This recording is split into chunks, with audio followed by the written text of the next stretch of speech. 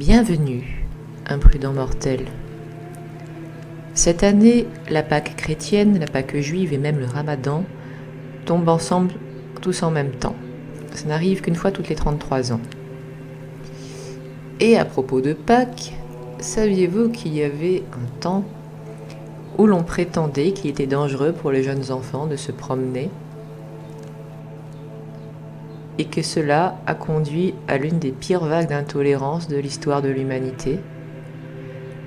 Alors approchez-vous du feu et asseyez-vous, et écoutez l'histoire cruelle de la légende de sang.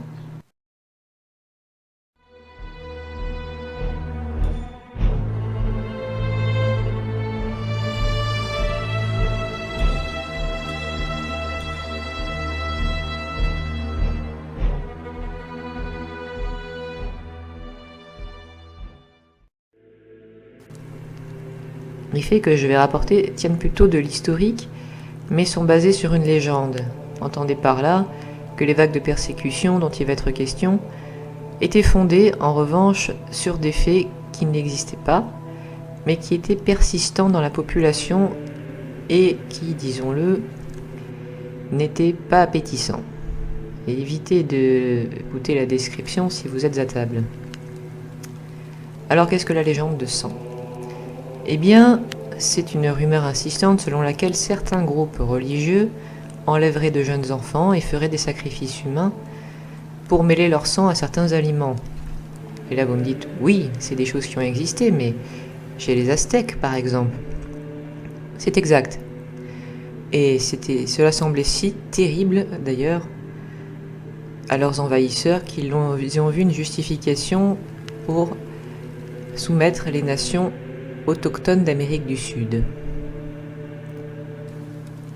Si terrible, disais-je, que, en Occident, à la même époque, accuser un groupe de pratiquer ce genre de choses, c'était les mettre au banc de la société de manière absolument certaine. Les accusations d'enlèvement, sacrifice et meurtre dits rituels d'enfants, au risque de surprendre, étaient d'abord l'une des plus anciennes accusations sous les coups desquels tombèrent les chrétiens. Tant que le christianisme n'était qu'une secte juive, il faut savoir que les occupants romains et donc païens n'y comprenaient vraiment pas grand-chose, surtout quand il était question de boire le sang et de manger le corps du Christ. Comment était-ce possible ? Certains pensaient que c'était à prendre au pied de la lettre, et quand on cherchait de quoi accuser les chrétiens pour ensuite les faire condamner, par exemple au lion, cette accusation revenait. On les accusait d'actes de magie noire, mais aussi donc de sacrifices d'enfants. Étonnamment, ce seront les chrétiens qui reprendront plus tard, une fois devenu le groupe dominant, cette accusation à l'encontre d'autres religions, vous verrez. Et là, disons que l'accusation en question durera bien plus longtemps, entre le Moyen-Âge et le XXe siècle, pas moins. Ou même peut-être avant. Sous l'Antiquité, des Égyptiens, mais aussi parfois quelques Romains comme Flavius Joseph, prétendaient que les Juifs avaient parfois sacrifié un Grec ou des Égyptiens pendant leur rituel. Et oui, les Juifs. Ce sera surtout d'eux qu'on racontera cette fameuse légende du sang. Mais pourquoi ? Eh bien, tout commence au XIIe siècle. En Angleterre, le 20 mars 1144, jour de la Pâque juive, on a dit que les Juifs de ville de Norwich étaient accusés d'avoir tué et saigné Guillaume, qui avait 12 ans, après la découverte dans les bois de son corps criblé de coups de couteau. Une lumière aurait guidé jusqu'à lui, et c'est une servante chrétienne qui aurait détaillé les détails de cette fameuse accusation, pour desquels on aurait crucifié Guillaume. Guillaume de Norwich devint martyr, et des foules de pèlerins se pressèrent sur sa tombe. La vérité, nous la devinons aisément. La servante chrétienne aurait sans doute accusé ses maîtres à tort. Mais là, ça ne faisait que commencer. Les Juifs seront d'ailleurs expulsés de toute l'Angleterre un siècle et demi plus tard. En 1171, un valet affirma avoir vu un Juif jeter le corps d'un enfant dans la Loire.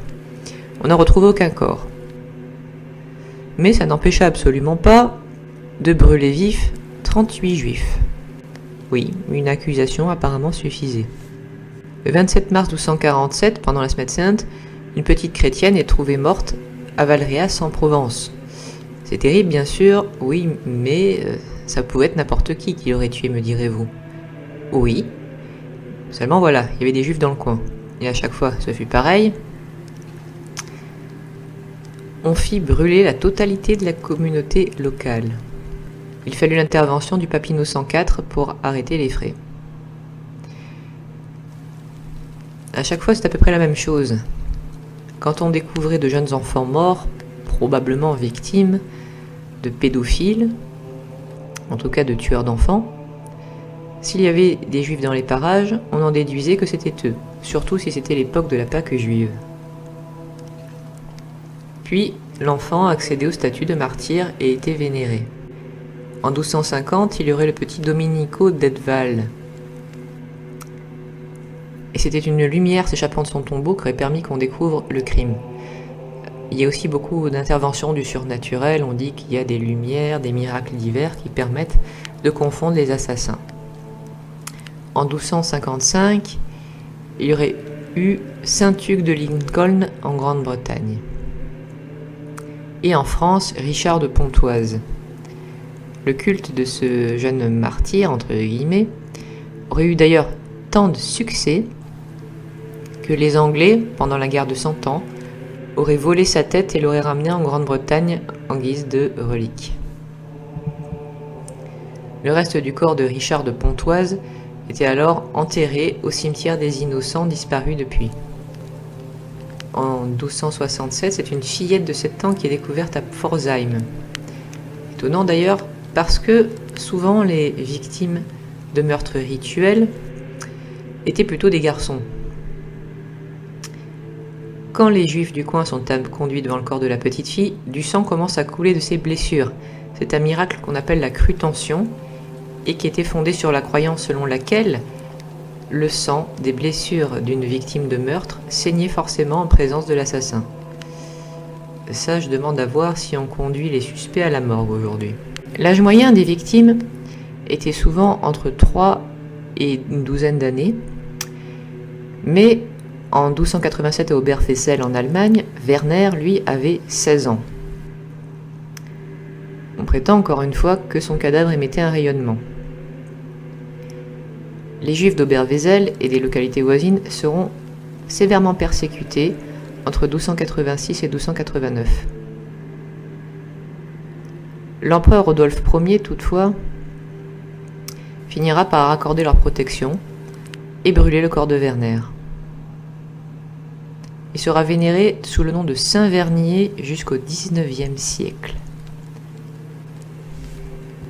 Au XVe siècle, Anderl von Riem, dans le Tyrol, aurait été acheté par des marchands juifs et assassiné en 1562. Son culte aurait continué jusqu'à être officiellement interdit en 1994, vous avez bien entendu. Simon de Trente, en 1475, est également très connu. Il n'avait que 2 ou 3 ans. Il sera canonisé après avoir été retrouvé mort en 1588. Mais il sera déchu de ce statut en 1965. En 1491 en Espagne, 2 juifs, mais aussi 3 conversellos, c'est-à-dire des juifs convertis au christianisme, sont accusés d'avoir tué Cristobal de Tolède, un enfant chrétien de 4 ans. Sachant qu'on soupçonnait souvent les conversellos de ne pas avoir une foi sincère, car ils avaient bien souvent été forcés à la conversion, et c'était vrai. Au XVIIe siècle, donc le 25 septembre 1669, Raphaël Lévy, marchand de bestiaux pourtant sans histoire de boulet, se rend à Metz. Mais le même jour, le petit Didier Villemain trotte sur les pas de ses parents en route vers la forêt de Boulay et disparaît. Ses parents, en se retournant, ne le voient plus.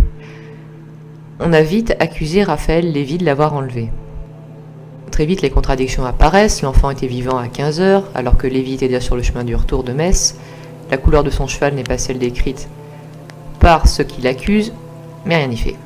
Raphaël Lévy continue de proclamer son innocence bien que soumis à la torture. Il sera brûlé vif le 17 janvier 1660. Par la suite, les pogroms, c'est-à-dire dévastation divers contre les habitations juives et leurs habitants, seront le fait souvent de l'Europe de l'Est, comme la Pologne et la Russie, car en fait les Juifs y étaient en grand nombre, s'étant installés en Pologne après l'épisode de la peste noire ou accusés d'empoisonner les puits, autre accusation classique. Ils ne savaient juste pas où aller et avaient été autorisés à demeurer sur place par le roi Casimir Ier. Hélas, l'antisémitisme populaire polonais en découlera.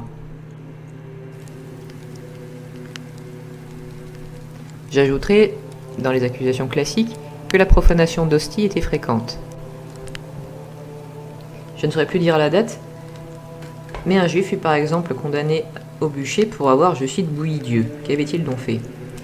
Eh bien, soi-disant, il était prêteur sur gage, l'un des seuls métiers autorisés aux juifs à l'époque, et il avait une débitrice chrétienne qui ne pouvait pas le rembourser.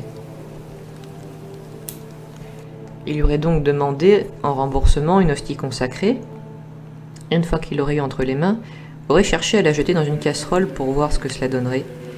Mais l'hostie s'était mise à flotter au-dessus de la casserole d'eau bouillante. Le prêteur sur gage prit peur, s'est enfui, et les gens ont découvert son crime. Il sera donc brûlé avec le Talmud qu'il avait insisté pour avoir dans les mains au moment de l'exécution. À propos de prêteur sur gage, je suppose que vous commencez à y voir une motivation pour l'accusation des meurtres rituels. Et oui, c'est évidemment tellement plus facile de faire accuser puis exécuter son créancier. Ça efface vos dettes de facto. Au XIXe siècle, les accusations de meurtres rituels commencèrent au Moyen-Orient, alors qu'elles étaient surtout européennes jusqu'ici. Enfin, au XXe siècle, oui, vous ne rêvez pas, le XXe siècle, il y eut le pogrom de Chiraz en Iran en 1910. Cette fois-ci, les accusateurs et la victime étaient des musulmans. En 1913, Léo Frank, directeur juif d'une fabrique de crayons à Atlanta, est accusé de viol et de meurtre sur une jeune fille de 13 ans. Il se fera lyncher, ce qui n'est pas sans rappeler un sort généralement réservé aux Afro-Américains à l'époque. Mais vous voyez, ça ne leur était pas réservé. Enfin, en 1946, des Juifs de Kielce en Pologne qui avaient survécu à la Shoah, je sais tout ça pour ça, durent s'installer dans un immeuble du centre-ville parce qu'ils avaient perdu leur maison attribuée à des voisins non juifs et auraient voulu se les voir restituer. Le prétexte pour ne pas le faire fut tout trouvé. Un jeune garçon chrétien polonais de Kielce avait fugué quelques jours, et quand il fut retrouvé par ses parents pour ne pas être puni, il prétendit avoir été kidnappé et gardé quelques jours par les juifs de l'immeuble de Kielce qui voulaient le sacrifier. Tout le monde y crut, ou plutôt feignit d'y croire, peut-être vu les circonstances, et les Polonais déclenchèrent le pogrom de Kielce, heureusement l'un des derniers qui eut lieu, mais qui convainquit définitivement la plupart des juifs polonais qui ne pouvaient plus rester dans ce pays, et pour cause. De nos jours, les accusations sont nettement plus rares, et elles appartiennent souvent au monde musulman. Mais au fait, me direz-vous, en quoi étaient censés consister les fameux meurtres rituels? Eh bien, ils varient peu au cours des siècles, et sont parfois rajoutés a posteriori comme détail sur un enfant dont on disait initialement qu'il avait simplement été retrouvé assassiné. La victime est souvent un jeune enfant, donc qui n'avait pas atteint l'âge de la puberté. Il serait soit enlevé, soit acheté, conduit dans un endroit secret comme la maison d'un membre important de la communauté juive, une synagogue, une cave, etc. Il demeurait séquestré. La mise à mort survient au cours d'un cérémonial sacrificiel. Le meurtre se déroule en général de nuit lors de la Pâque juive. Des tortures sont infligées à l'enfant, beaucoup identiques à celles pratiquée par l'Inquisition. Pour finir, l'enfant serait coiffé d'une couronne d'épines et crucifié. Le sang s'écoulant de ses blessures se recueillit dans des coupes ou des verres. L'enfant est finalement tué d'un coup de lance, d'épée ou de poignard dans le cœur. Le corps se serait détaché de la croix et son corps caché. Ça doit vous rappeler quelque chose. Oui, je sais, la passion du Christ. On se disait, les juifs de l'époque en étaient capables, pourquoi pas ceux d'aujourd'hui? Sauf que c'est beaucoup plus compliqué que cela. D'abord, c'est complètement oublier l'implication des Romains. Et d'autre part, même si les Écritures, la foule qui hurle à la crucifixion dit que son sang retombe sur nous et sur nos enfants, le petit nombre sans doute de personnes qui étaient présentes à Jérusalem le jour de la crucifixion ne peut pas avoir pour descendants la totalité des Juifs vivant au Moyen-Âge. Mais ça, c'était des détails pour les gens de l'époque. En outre, il pensait que son sang retombe sur nous et sur nos enfants était à prendre au pied de la lettre, et que depuis cette époque, les Juifs souffriraient en permanence soit d'hémorragie, soit de règles incessantes, même pour les hommes. L'histoire ne dit pas comment. Et que s'ils voulaient soigner cela, ils étaient obligés d'absorber du sang d'enfants chrétiens. Le sang en question serait mêlé à la pâte à pain des pains de la Pâque juive, donc le matzo.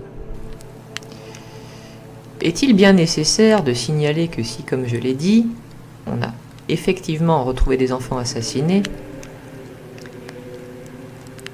les meurtriers n'étaient pas, loin de là, forcément les juifs du coin et forcément le résultat d'un meurtre rituel, c'est même certain que non, pour plusieurs raisons.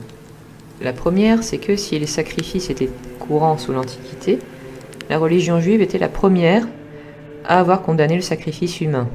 Souvenez-vous, sacrifice d'Isaac, finalement considéré comme quelque chose d'inacceptable et auquel on substitue le sacrifice animalier. D'autre part, l'une des caractéristiques de la religion juive, c'est qu'au contraire, on s'abstient toujours de consommer du sang. Rappelez-vous, encore une fois, ce qu'on peut lire dans le Deutéronome. Assure-toi seulement que tu ne consommeras point le sang, car le sang est la vie. Pour cette raison, on a inventé la viande cachère, dont vous connaissez peut-être la principale caractéristique. L'animal qui la fournit est vidé de son sang immédiatement. Tout cela était déjà connu dès le Moyen-Âge, et certaines personnes raisonnables essayèrent d'ailleurs de les protéger, de protéger les populations juives en éditant par exemple des chartes, comme le duc Boleslas V en 1264, dans la charte de Kalisz qui protégeait les juifs de Pologne. Il est strictement interdit d'accuser les juifs de boire du sang humain. Cependant, si un juif est accusé du meurtre d'un enfant chrétien, cette accusation devrait être prouvée par le témoignage de 3 chrétiens et de 3 juifs, avant que la condamnation du juif puisse être prononcée. Néanmoins, si ces témoins prouvent l'innocence du juif, le dénonciateur subira le châtiment qu'eût subi le juif. Ça devait dissuader. Quelques papes, comme Innocent IV, interdisent de porter contre les juifs l'accusation de meurtre rituel en 1247 puis en 1253. Grégoire X a réitéré cette interdiction sous peine d'excommunication en 1272. Martin V réitérera cette interdiction également en 1422 et renouvelée par Paul III en 1540. L'anglais Geoffroy Chaucer, encore, dans son recueil Les Contes de Canterbury, écrit entre 1387 et 1400, rapporte différents contes, car c'est une anthologie, dont le conte de la prieure, c'est-à-dire la mère supérieure d'un couvent. Le conte de la prieure est censé se passer en Asie, une communauté juive vivant dans une ville chrétienne. Un garçon de 7 ans apprend le premier verset d'un hymne médiéval populaire à la Vierge, Alma Redemptoris Mater. Chaque jour, le gamin chante ce verset en se rendant à l'école en passant par le quartier juif. Ces derniers, un jour, tuent l'enfant et jettent son corps sur un tas de fumier. Pourquoi, on ne sait pas. C'était censé être un comportement normal. Sa mère le cherche et retrouve son corps qui, miraculeusement, se met à chanter l'Alma Redemptoris Mater. Le prévôt de la ville arrête les Juifs, les fait tirer par des chevaux sauvages et les pend. Le garçon continue de chanter tout au long de la messe, et quand le père supérieur de la communauté se demande comment cela se fait-il, il répond que bien que sa gorge soit tranchée, il a une vision. La Vierge déposer un grain magique sur sa langue. Il continuera de chanter tant que ce grain ne sera pas retiré. Le père supérieur retire le grain et l'enfant meurt. L'histoire se termine par la mention du Saint Hugues de Lincoln, qui a manifestement inspiré l'histoire. Remarquez qu'à l'époque de la rédaction du conte, les Juifs sont bannis d'Angleterre depuis 1290, et Geoffroy Chaucer n'avait sans doute jamais vu. Entre cette période des expulsions et le XIXe siècle, en fait, ils ne faisaient plus partie du paysage en Europe, ayant été expulsés de la plupart des coins. Donc, quand on racontait ce genre de choses, ce n'était pas fondé. Mais je suppose que vous en doutez. On peut même se demander, franchement, ce genre d'accusation, d'où ça sortent-elles? Eh bien, je dirais qu'il n'y a pas pire déjà que de tuer un enfant. En prison, les assassins d'enfants sont au plus bas de l'échelle d'ailleurs. Mais aussi, pire encore, la torture et le sacrifice humain. Donc, accuser un groupe de cela, c'est forcément le mettre au ban de l'humanité. Ajoutez-y les accusations de profanation et vous obtenez un catalogue complet visant à mettre au ban de l'humanité un groupe religieux.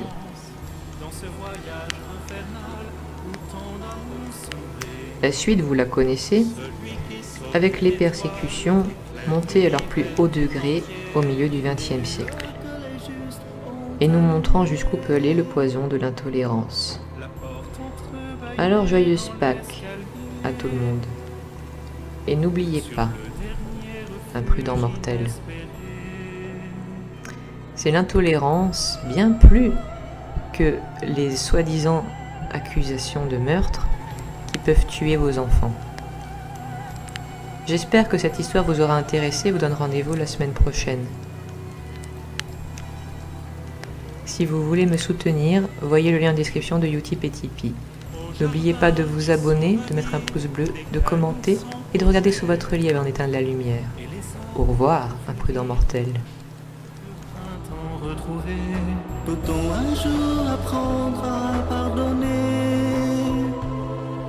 Le désespoir, les larmes et les années.